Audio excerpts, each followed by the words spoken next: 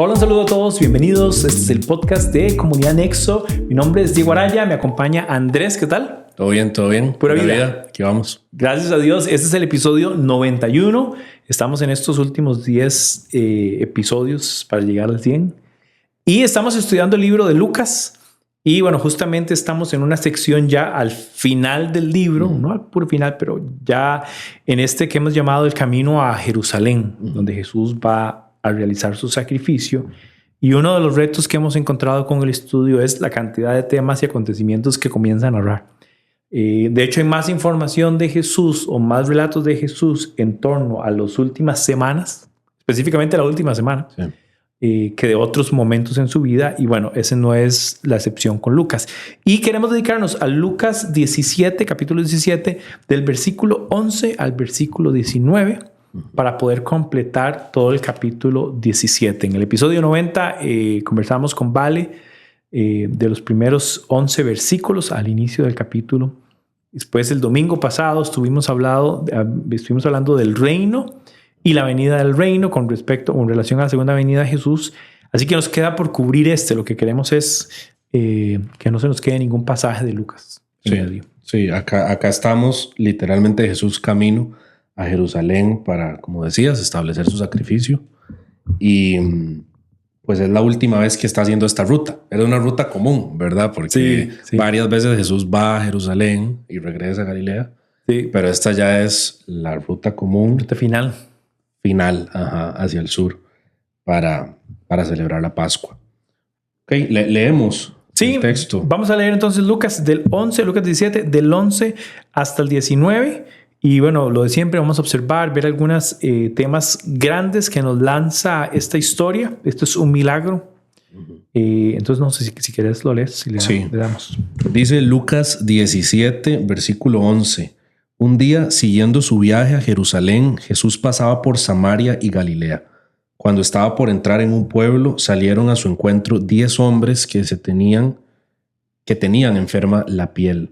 Como se habían quedado a cierta distancia, gritaron: Jesús, Maestro, ten compasión de nosotros. Al verlos, les dijo: vayan, preséntense a los sacerdotes. Resultó que, mientras iban de camino, quedaron limpios. Uno de ellos, al verse ya sano, regresó alabando a Dios a grandes voces. Cayó rostro en tierra a los pies de Jesús y le dio las gracias, no obstante que era samaritano. ¿Acaso no quedaron limpios los 10? Preguntó Jesús. ¿Dónde están los otros 9? No hubo ninguno que regresara a dar gloria a Dios, excepto este extranjero.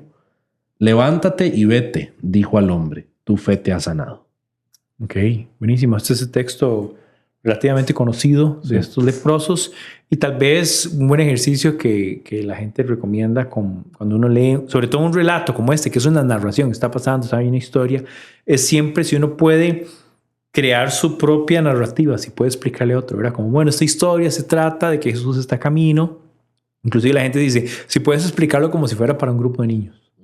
¿Verdad? Y haciendo ese ejercicio nada más, es Jesús en esa caminata, que de hecho aquí está yendo de norte a sur, pasando por Samaria, que era un lugar donde cualquier otro judío preferiblemente hubiera obviado, hubiera bordeado. De hecho, habían rutas para que los judíos no pasaran por Samaria. Y en medio de estos pueblos, que curiosamente no menciona el pueblo, y ahora podríamos mencionar alguna razón de por qué esto no pasa, en medio de eso hay un grupo de leprosos que reconocen a Jesús. De hecho, le reconocen maestro y le piden tener compasión. Jesús, sin decirles mayor cosa, los manda de regreso a Jerusalén o a Jerusalén, donde están justamente los sacerdotes. En medio de este camino, ellos reciben la sanidad, pero aquí el tema medular es que de 10, uno decide regresar, agradecer, glorificar a Cristo, a Dios mismo, por lo que había pasado. Y Jesús reconoce su actitud, y tal vez algo medular del texto es que reconoce que este es samaritano. Que vamos a tal vez desarrollar esos temas ahí. No sé, Andy, ¿qué otra observación? Otra vez como queriendo renarrar. Sí, a nivel contextual, Jesús decide pasar por ahí. Jesús intencionalmente utiliza la ruta. No era algo, ¿verdad? Como vos decías, obligatorio, de que no había otra manera de llegar a Jerusalén. Sino que Jesús no la evita, se topa con estos 10, es interesante que dice que se quedan a distancia, claro, porque ellos tenían presente la ley. Ellos tenían presente la ley en donde una persona con una enfermedad en la piel, un leproso, es declarado impuro. Que también el concepto de impuro en Levítico es interesante de revisar porque no necesariamente habla de un tema de corazón. Hoy en día tal vez nosotros hablamos la pureza más relacionada a lo que hay más acá interna. adentro, más interna. Claro. Pero en esa época, cuando hacemos algún estudio bíblico o así, y me toca abordar este tema, siempre hablo de el contexto de salud, ¿verdad? Porque estamos hablando de una época donde la medicina no está al punto de hoy y pareciera que estas enfermedades contagiosas, que así es como lo habla el Antiguo Testamento, enfermedades contagiosas, hacen a alguien impuro porque si esta persona se acerca, termina contagiando a todo el pueblo y ocasionando una posible... Sí, de hecho la ley tiene mandamientos de carácter que tiene que ver con la dieta, que otra vez persigue la preservación de un grupo de personas. Claro. Otros tienen que ver con higiene y salud, que viene con la preservación de un grupo de personas. Otro de la ley asociado con eso que estás diciendo es un buen punto. No se mezclen con otros pueblos, queriendo preservar este grupo de personas y además todos los de carácter moral, que tienen que ver con la convivencia. Hagan esto, digan lo otro, vayan aquí, vayan allá. Otra subcategoría dentro de la ley sería todo lo que tiene que ver con estar a cuentas delante de Dios. Que ahí es donde vienen los holocaustos. Si hacen esto, hagan lo otro. Si tienen esto, hagan acá. Y de hecho Jesús lo está haciendo en ese contexto de vayan y preséntense al sacerdote. Y ahora vamos a ver qué fue lo que los mandó a hacer a ellos delante de los sacerdotes. Que lo que dice literalmente es vayan a presentarse a los sacerdotes. Que no es la primera vez que Jesús hace esto. Jesús en otras ocasiones hace lo mismo de sanar, pero nosotros vemos que la sanidad de Jesús es una sanidad que restaura todas las áreas de la persona. Porque esta presentación a los sacerdotes no tiene que ver con el milagro. Es decir, ellos iban a recibir su milagro de sanidad, pero esta presentación ante los sacerdotes era necesaria para que ellos fueran reincorporados socialmente. Eso. Sí. De hecho, aquí hay dos temas grandes recurrentes. Uno es el rol y la dinámica del judío con el samaritano. Digo recurrentes porque hay otros textos que nos muestran esta misma situación, pero también está el tema recurrente de la lepra. Y aquí es como que dos cosas que tenían un factor común, un denominador común de ser no bien vistos, están confabulados en la historia de casualmente hay un samaritano que ya por sí lo hacía un grupo minoritario o por lo menos de rechazo, o sea, representaba contienda entre ellos, eso es una cosa, pero además, o sea, de feria, el leproso. Sí, o sea, cartón lleno. Cartón lleno. Sí. Interesante porque al final Jesús en parte reconoce que este hombre, como estaba diciendo, como del que menos esperaba, resulta tener la actitud correcta. ¿Qué tal si indagamos un poquito en el tema de la condición de la lepra? Entonces busquémoslo en Levítico. Voy a buscarlo aquí bien rápido. Levítico es, bueno, lo que estábamos hablando nosotros de la ley. Y viene por categorías, por las cosas que tienen que ver con, sobre todo con la categoría de clasificar lo impuro de lo puro. Lo que estabas diciendo era más de carácter visible, físico, exterior. Y curiosamente el sacerdote tenía un rol tan importante, hasta digamos como de corte médico. De examinar a las personas y dictaminar la condición. Y si esto era lepra o era solo una infección, o si, por ejemplo, en el caso de las mujeres, cuando ellas estaban en el periodo menstrual, eso caía en la categoría de impuro. Sí, por un tema igual de salubridad. Entonces había una demanda de que estuviera aparte, durmiera aparte y de lavar las cosas, qué sé yo. Y pasa con la enfermedad. Estoy tratando de ver cuáles otros casos tenían que ver con eso. Para ilustrarlo. Manchas, no necesariamente lepra, pero también ciertas manchas en la piel. De hecho, el moho. El moho inclusive en las casas y en las cosas debían deshacerse. Entonces, claro, Levítico expone toda esta demanda de lo que debía hacer y de ahí que Jesús los manda al sacerdote para que pueda declararlos puros. Algo lindo del texto que es curioso es que Jesús pareciera, lo que yo entiendo del texto, como que ellos no quedan sanos en presencia de Jesús. Es más en su acto de ir y en parte hay un sentido como de obediencia ahí, me parece. Sí, hay como obediencia, vayan, claro. ellos caminan y en el camino son sanos. Ujú. Es como yo me lo imagino. Pero en Levítico 13, leyendo versículo 9, dice así: cuando una persona tenga una infección en la piel, deberá ser llevada ante el sacerdote, quien lo examinará. Si ocurre que la inflamación y el vello se ha puesto blanco y se ve en la carne viva, se trata de una infección crónica y el sacerdote lo declarará impuro a tal persona. Impuro es igual a no tenés parte en la participación de todos los rituales y la exigencia religiosa judía, lo cual era como un destierro. Es como que te saquen de tu casa y te digan: ya no puedes participar, no puedes venir aquí a comer porque tu condición no es acepta, ¿verdad? Dice, pero no hará falta aislarlo otra vez porque ya se sabe que está impura. Si la infección se ha extendido sobre la piel de tal manera que hasta donde el sacerdote puede ver cubre toda la piel de la persona enferma, entonces el sacerdote lo examinará. Si ve que la infección le cubre todo el cuerpo, la declarará. Perdón. El 13, le examinará. Si ve que la infección le cubre todo el cuerpo, lo declarará pura.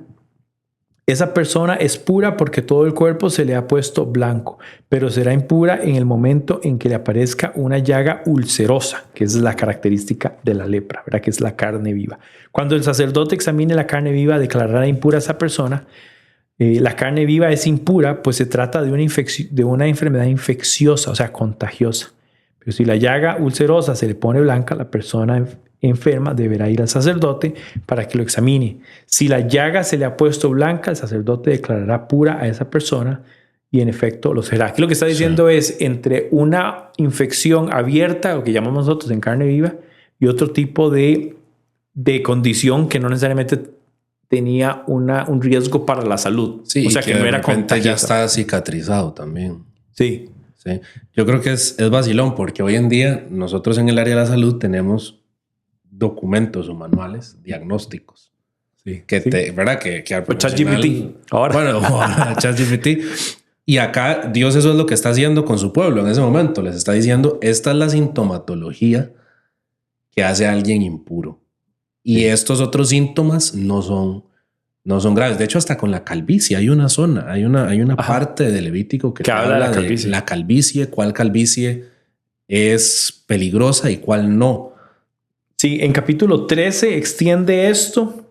Yo estaba leyendo el 13:9, pero bueno, si se van antes, del 4, habla inclusive de los días que se debe examinar cada 7 días y juzgar la infección, sobre todo en el sentido del avance. Dice, si la erupción se ha extendido sobre la piel luego de haberse presentado al sacerdote para su purificación, la persona enferma tendrá que volver a presentarse ante él, como dando a entender que si sucedió, se sanó y quedó puro, pero otra vez vuelve, tiene que ir otra vez a este proceso de examinar. Sí. ¿Verdad? Y el 45 creo que es importante porque nos ayuda a entender por qué ellos se mantienen largo de Jesús, que es diferente a otros momentos en donde a Jesús se le acercan, o la mujer, por ejemplo, del flujo de sangre hasta se atreve a tocarlo y todo esto, pero ellos se mantienen lejos. Y acá en el 45 vemos que dice, la persona que contraiga una infección usará ropas rasgadas, no se peinará, con el rostro semicubierto irá gritando, impuro, impuro, y será impuro todo el tiempo que le dure la enfermedad. Es impuro, así que deberá vivir aislado fuera del campamento. Claro. Y aquí es donde conecta también con el texto donde dice que se encontró a este grupo de leprosos a la puerta de una ciudad. Y es una realidad. De hecho, la lepra ya no es una enfermedad moderna. O sea, dejó de serlo, ¿verdad? Pero en aquel tiempo era un riesgo justamente por la falta de tratamientos y por el tema de ser infecciosa. Entonces es interesante porque es el precio altísimo de que un grupo de personas se mantenga sano. Tienes que sacar al enfermo.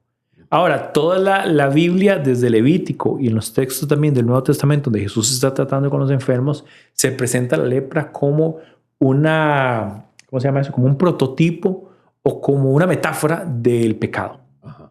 Que es interesantísimo, porque cuando uno hace la comparativa se da cuenta que de verdad la lepra, a como lo narra, es una pequeña infección que comienza localizada, pero que se va extendiendo y literalmente te va matando en vida, o sea, te vas pudriendo en vida, te va degradando.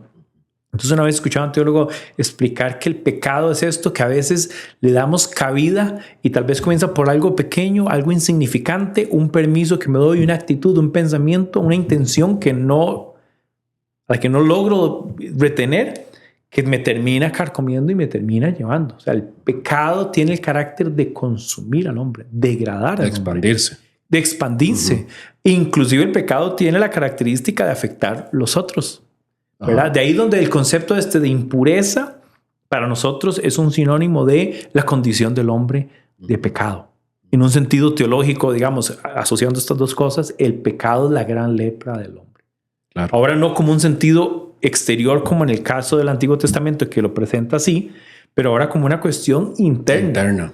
Sí. Y por decirlo de una manera también muy teológica, quien puede resolver esta condición de lepra, de pecado del hombre, es solo el sacrificio de Cristo y ser justificados por la fe. Sí, que Jesús habla también de esto. Mateo 23, si no me equivoco, es Jesús diciéndole, límpiense por dentro. Límpiense por dentro, claro, porque lo que está dentro es lo que contamina. Es lo que contamina al hombre. ¿Verdad? Sí. Al hombre, claro. Sí, en el 14, tal vez solo para leer un poquito, igual Levítico 14 dice, el Señor le dijo a Moisés, esta es la ley que se aplicará para declarar pura a una persona infectada. Será presentada ante el sacerdote, quien los examinará fuera del campamento. Si el sacerdote comprueba que la persona infectada se ha sanado de su enfermedad, mandará traer para la purificación de esa persona 2 aves vivas y puras y un pedazo de madera de cedro y un paño escarlata y una rama de hisopo. El hisopo se parece al orégano, por cierto. Y entonces ellos lo que iban a hacer es, después de ser examinados, iban a presentar un sacrificio y una ofrenda. Ajá. Muy al estilo de cuando María, madre de Jesús, se presenta después de la cuarentena, después de que pasa su tiempo de impureza, va a presentar tórtolas. Uh-huh. Es exactamente la misma exigencia. Eso, si lo quieren leer, eso está en el 12, capítulo 12. Es una vez que pasa su tiempo de impureza, presentas una ofrenda, presentas un holocausto, presentas un sacrificio, es la palabra. Sí. Acá me parece interesante que hay como vos decías antes, hay un margen de obediencia que lo cumplen todos los 10. Sí, hay una obediencia inicial que los 10 parece seguirla, porque Jesús les está diciendo, vayan y hagan el proceso de purificación, pero ellos todavía no estaban puros. No. Porque ellos se van purificando en el camino. Pareciera, y tal vez puede que no quede claro, ¿verdad? Uno ve el 14 y el 15 y no hay mayor detalle. Bueno, el 14 dice, resultó que mientras iban de camino, quedaron limpios, pero está más allá o más acá. Sí, no sabemos, pero sí marco la diferencia con, por ejemplo, la mujer del sangrado, que sí habla de que en el momento de que toca a Jesús, recibe sanidad. Sí, se parece, no es en ese momento. No es instantáneo, es en el camino. Entonces pareciera que todos responden con una obediencia de acuerdo a lo que estaban buscando, de acuerdo a este milagro que estaban buscando para sus vidas. Pero solamente uno es el que después de haber recibido el milagro, llega a reconocer a Jesús. Sí, la actitud es de, entendiendo lo que hace, cayó rostro en tierra, es una manifestación física de humillación, o sea, de arrepentimiento, como de no, muy al estilo de Pedro, que cayó de rodillas, no soy digno de estar delante de ti, ¿verdad? Esta idea de caer de rodillas, muy a la idea de la mujer del perfume, ajá, ¿verdad? Muy a la idea de la mujer del flujo. Gente que reconoció su condición y reconoció el milagro y la buena dádiva de Dios en lo que está sucediendo. Acción de gracias es la otra cosa que veo ahí, dice que le dio gracias. Y aquí la aclaración del texto es, no obstante, era samaritano. Ajá. Pasemos tal vez de lepra, impureza, al contexto de samaritanos. Y es que samaritanos y judíos no se llevaban, dice, no tenían nada en común. Lo cual es curioso, porque sí tenían en común su origen. Su origen era común, que es bastante común. Pero por cierto, los samaritanos aparecieron por la desobediencia de una ley que mencionamos, que era de no se junten con otras naciones. Los samaritanos son el resultado de la mezcla de los judíos con los asirios. Y que vino mucho en el tiempo de la monarquía, sobre todo cuando la monarquía se dividió entre el reino del norte y el reino del sur. Dato curioso, la capital del reino del norte era Samaria. Ajá. Quiere decir que los samaritanos comenzaron a desarrollar, o digamos de las prácticas religiosas que tenían de los judíos, de los holocaustos, sacrificios y todo esto, ellos hicieron un lugar de sacrificio. No obstante, siendo lugar de sacrificio originalmente Jerusalén. Por eso cuando Jesús habla con la mujer samaritana, dice, ustedes dicen que es en Jerusalén donde adoramos, mas nosotros adoramos en el monte.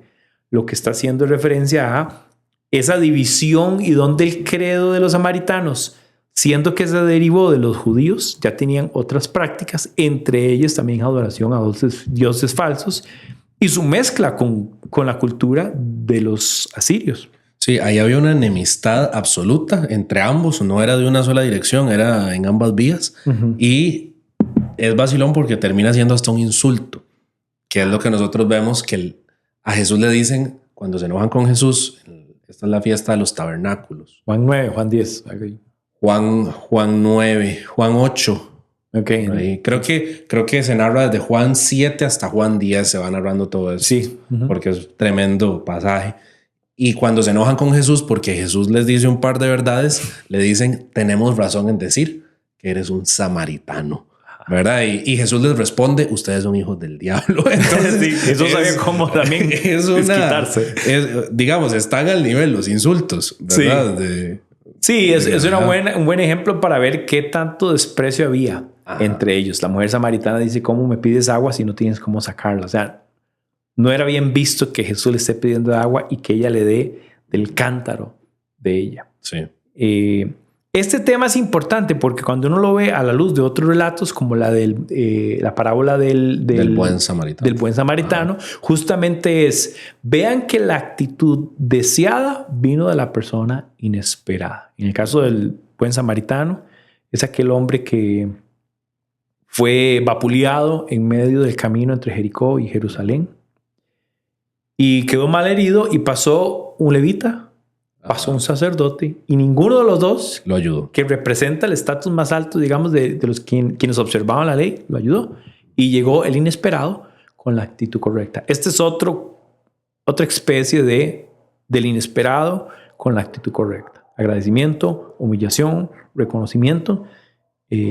Y Jesús lo dice, ¿no? En el 17, ¿acaso no fueron 10 los que quedaron limpios? Sí, que no es una pregunta, no es una pregunta real, ¿verdad? Jesús no pregunta realmente dónde están.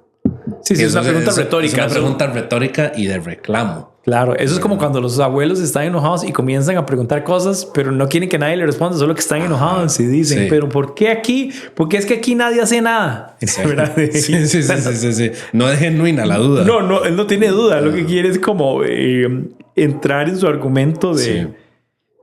Sí, y Jesús tira esta queja, ¿verdad? ¿Acaso no quedaron limpios los 10? Como diciendo, ¿acaso los 10 no tenían por qué agradecer?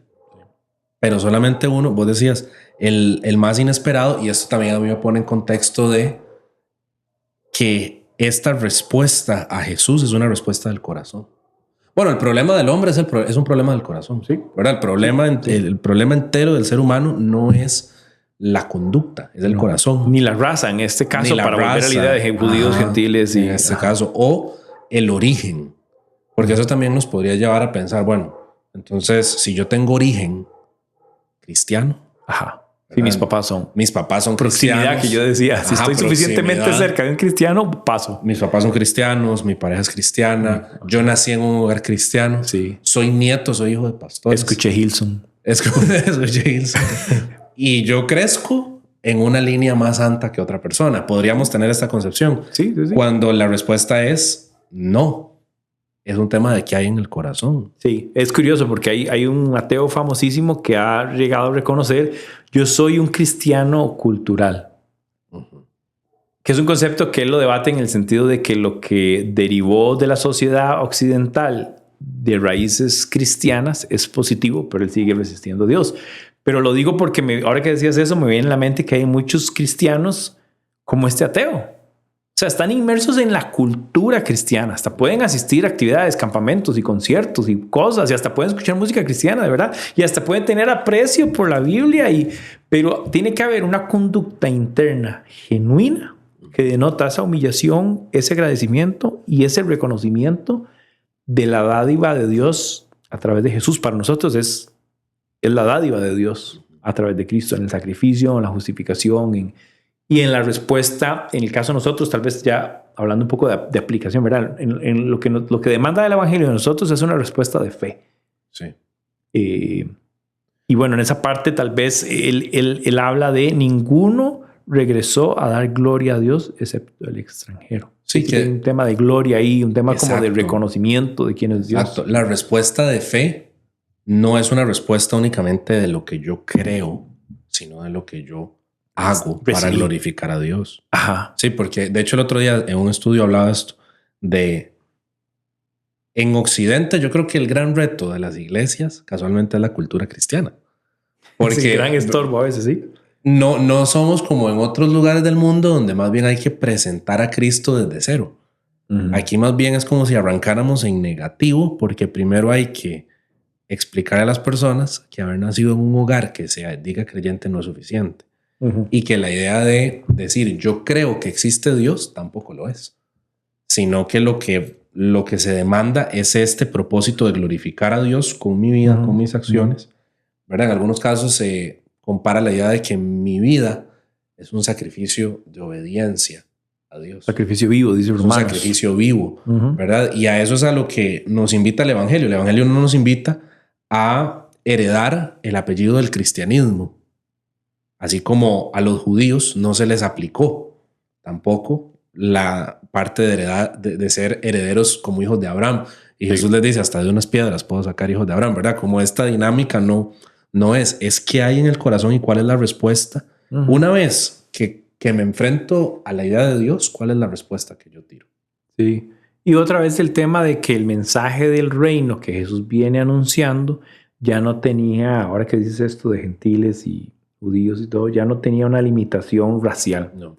Y aquí lo que Jesús viene a introducir en cuanto a la verdad y el evangelio es de carácter universal.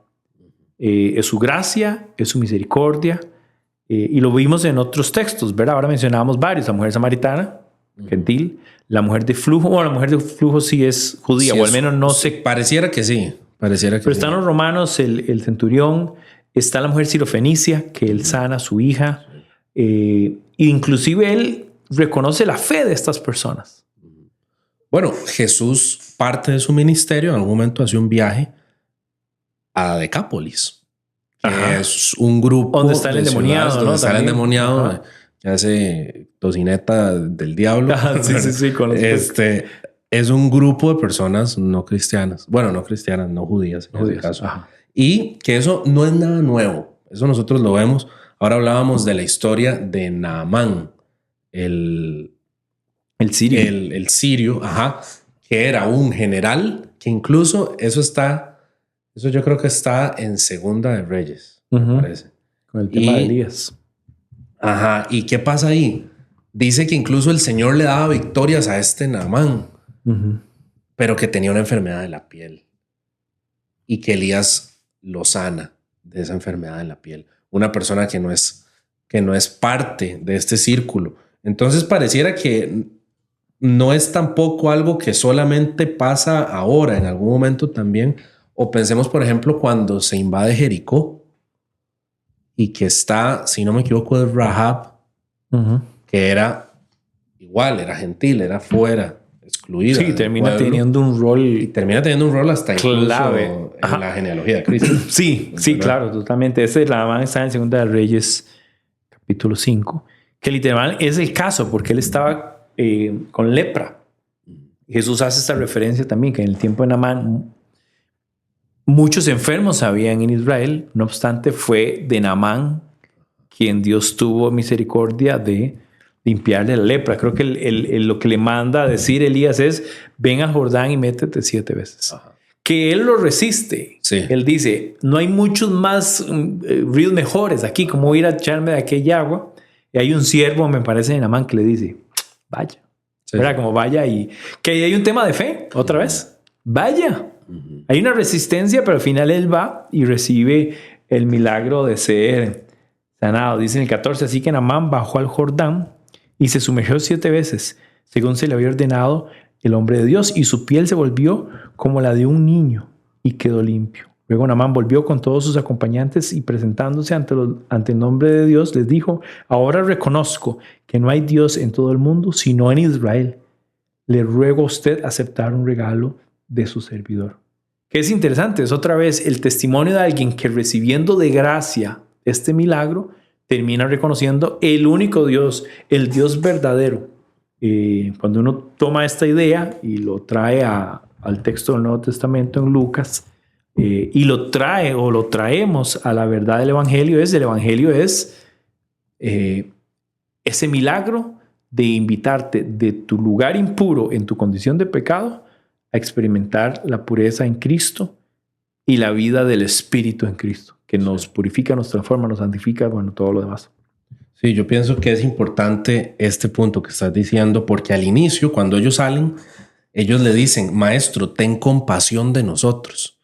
En otras versiones también dicen misericordia, entendiendo la misericordia como no queremos recibir lo que merecemos, ¿verdad? Porque la misericordia casualmente es eso, es: te mereces esto, pero no lo vas a recibir. Sí. Es como una manera de decir: acabe con esta miseria. Ajá. Que esto se acabe. Y claro, ellos vivían lejanos, no sé hace cuántos años estaban fuera de su familia, cero contacto con, bueno, hay un samaritano, pero no sabemos cuántos judíos habían entre esos otros 9. Sí. Sin poder participar del rito. Yo a veces lo he explicado como que un leproso es lo más cercano a un muerto en vida. O sea, estás vivo, pero tienes el rechazo social, religioso, cultural de la comunidad. O sea, vivís, pero no vivís. La única relación es... con dolor también. Claro. Físico. Y con humillación. Esta idea de taparse con harapajos y decir impuro, impuro es una humillación. Claro. Impuro, impuro sería lo que nosotros deberíamos hacer cuando salimos de la calle, reconociendo nuestra condición y decir, como seres humanos, digo: soy pecador, soy un hombre impuro, de malas intenciones, de malos pensamientos.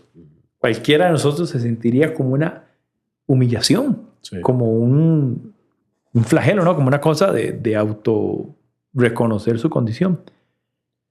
Sí, y Jesús responde a esa misericordia. Jesús tiene misericordia de ellos. Sí. Y lo sana.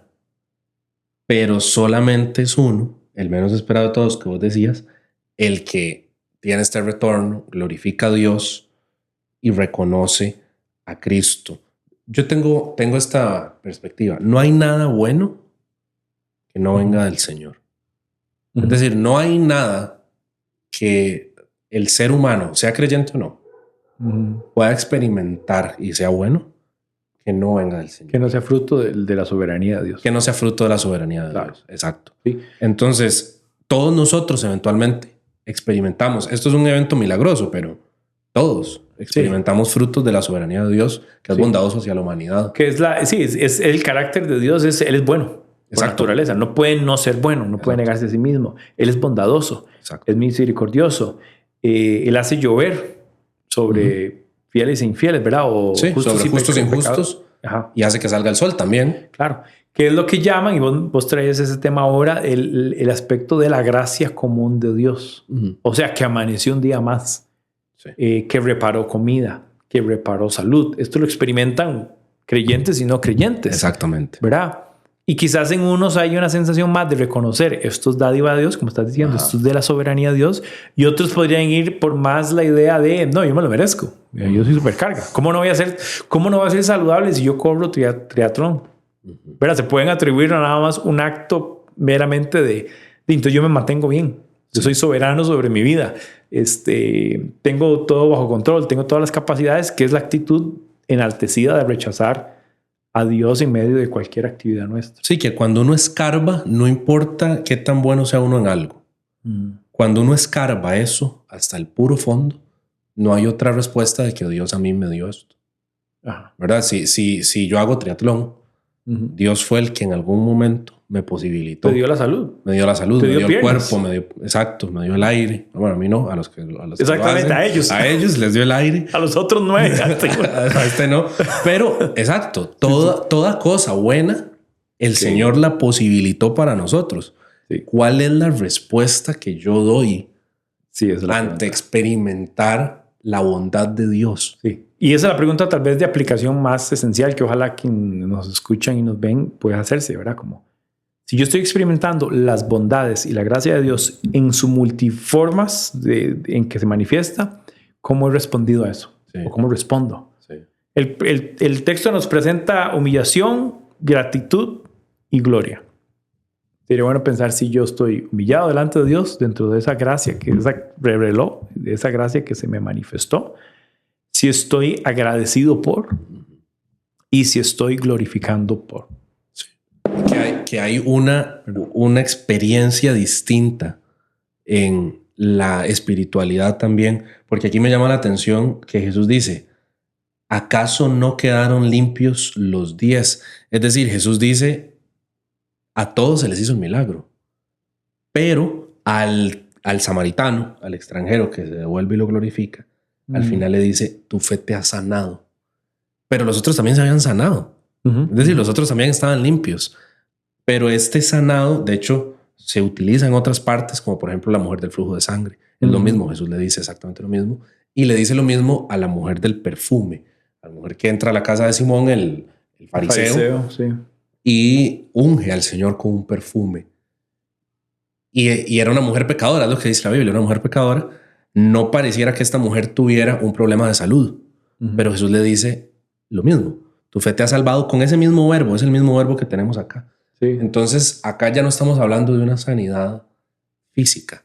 Los demás se llevaron la sanidad física. Sí. Estamos hablando de la restauración completa que hace Jesús y que hace el Señor sobre las personas que responden. Claro, y que tiene que ver con ese contexto que decíamos de es esta sanidad que te lleva de lo impuro a lo puro, que es más que la sanidad física. De hecho, se intercambia esta palabra en algunos textos como sanado y en otros textos como salvado. Ajá. Y la realidad es que en el contexto, si eras sano, eras salvo en el sentido de que eras digno de participar del rito. Pero si eras enfermo, eras impuro, lo cual quiere decir que es sinónimo de estar exento o estar apartado del rito. Y si no tenías cómo participar y observar y seguir el rito, ya no hay chance. No estabas exiliado como lo estaban estos 10 hombres leprosos. Sí, de hecho, en el contexto incluso de la mujer del sangrado, a mí siempre me llama la atención que Jesús lo hace público, ¿verdad? Jesús siente que ella se sana, Jesús sabe que ella se sana. Y Jesús tiene igual parecido esta pregunta retórica, dice, ¿quién me tocó? ¿Verdad? Con un fin pareciera como de hacerlo público, porque Jesús no solamente quiere restaurarle a ella su salud, quiere restaurarle a ella su lugar, su condición y su condición en esa sociedad. Y para eso era necesario que los demás fueran testigos de esa sanidad. De reconocer la fe que ella tuvo. O sea, ahí él usa la actitud correcta de la mujer para decir, esta es la respuesta correcta al evangelio. Esta es la respuesta correcta al ser invitados al reino. Esto es como se responde. Humillación, fe, convicción, gloria, agradecimiento. Hay varias cosas que se pueden aplicar para nosotros ya ante la realidad de, bueno, hablábamos el domingo, cómo respondemos al evangelio. O ya respondí al evangelio una vez que lo he entendido y se me ha explicado. Cómo vivimos, experimentamos el reino. Si ya somos creyentes, a veces hay como una resonancia ahí, o una disonancia más bien, de que si yo me siento parte del reino y yo articulo ser cristiano, pero mi estilo de vida en nada concuerda con los valores del reino. Entonces, como que me cobija un reino al que yo realmente, de una manera deliberada, no manifiesto nada que tenga que ver con el reino. O sea, no doy reflejo de carácter, ni de las virtudes, ni de lo que representa el reino. Es como esta idea de solo quiero ser salvo, pero no quiero ser gobernado por Cristo. Sí, solo vengo por lo atractivo. Sí. Que Jesús vive eso con la multiplicación de la comida. ¿Verdad? La Biblia habla un poco de esto, de que había gente que venía a Jesús por el milagro. Solo porque les doy de comer, dice literal. Sí. Él sabe, no se le va una. Sí, Jesús dice, ustedes están acá porque yo les doy comida. Sí. Bueno, hay gente que ha recurrido a Dios o a alguna agrupación religiosa, o a la iglesia, llámese lo que sea, porque ojalá Dios me retribuya.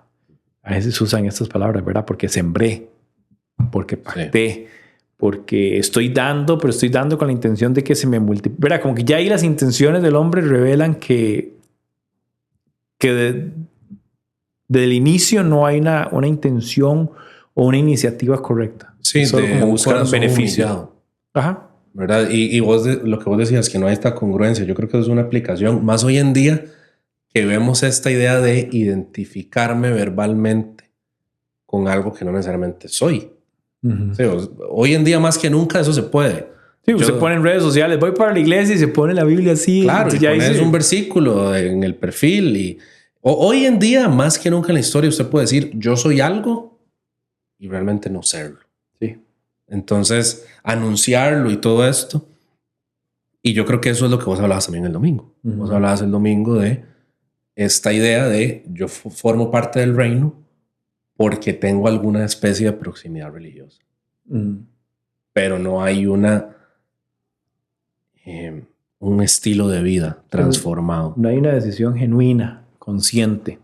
La pregunta sería, si el Señor no te concede el milagro, ¿estarías ahí? ¿Seguirías a Cristo aun cuando no pareciera ser sí, aunque no estás recibiendo lo beneficioso? El bonus. El bonus. Sí. Sí, que nos lleva a preguntarnos por qué lo seguimos. Claro.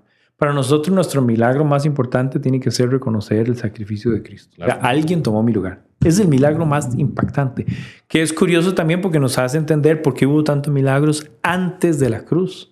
Esos milagros requerían que estuvieran ahí como una evidencia de su mensaje, pero la evidencia última de su mensaje va a ser su muerte y además su resurrección. De hecho, los milagros se extienden en la temporada de los apóstoles y la iglesia primitiva, otra vez con el propósito de establecer ese fundamento. Un credencial. Claro, pero yo no creo que nadie debería estar anticipando que pasen milagros en su vida para yo entonces finalmente creer o arrepentirme, ¿no? Ya todo lo que debía pasar y enseñarse y revelarse ya pasó. Me toca a mí devolverme y decir, sí, la verdad de Cristo, el anuncio del reino, las buenas nuevas, el evangelio, me transformó, me invitó y respondo en agradecimiento, en humillación, en gloria para Cristo. Aquí hay un tema de actitud interna, me parece, de corresponder a la dádiva de Dios en Cristo Jesús. Sí, el corazón, ¿verdad? Que hablábamos antes, el corazón es el problema del hombre. Entonces, ¿cómo responde mi corazón al llamado de Cristo? ¿Cómo responde mi corazón al evangelio tal cual es y no al evangelio que yo quisiera establecer? En algún momento se crean dioses a la imagen de los hombres y son las idolatrías de los egipcios, de los griegos y todo esto. Hoy en día hacemos exactamente lo mismo. Sí, tenemos personajes, ideas, creencias que son pura idolatría, que es puro humanismo, ¿verdad? Cómo ponerme en el centro de todas las cosas y tal cosa es una falacia, o sea, eso no es posible. La humanidad no es la humanidad el centro de la creación, sino que es Cristo mismo para restaurar lo que la creación, la caída de la creación, restaurarlo e invitarnos al reino. Súper. ¿Qué más se nos quedó ahí? Pienso que lo abarcamos bien.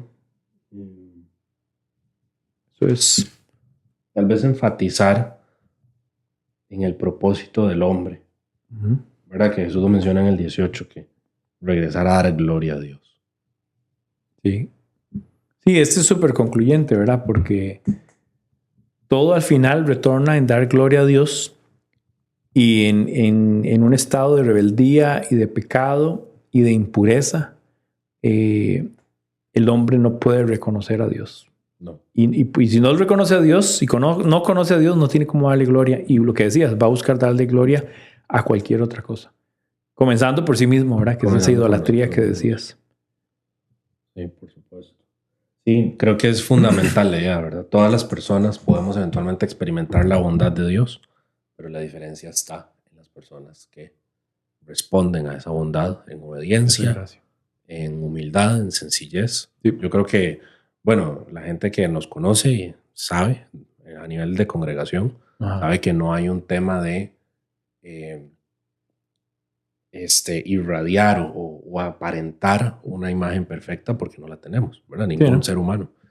Pero ¿dónde está la humildad del corazón de cada uno para reconocer, para luchar, para quitarse del lugar central del diálogo y colocar ahí al evangelio y estar dispuestos a acomodar la vida de nosotros de acuerdo a eso y no el evangelio a la vida de nosotros. Así es.